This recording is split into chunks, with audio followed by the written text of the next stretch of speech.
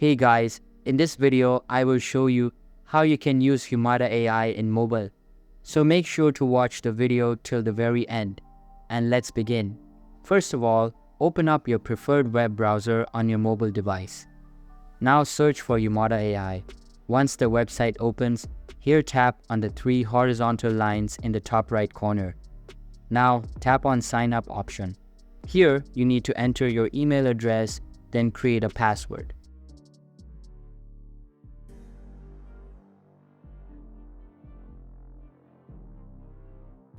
After that, tap on Continue. Now enter your first name, then enter your last name.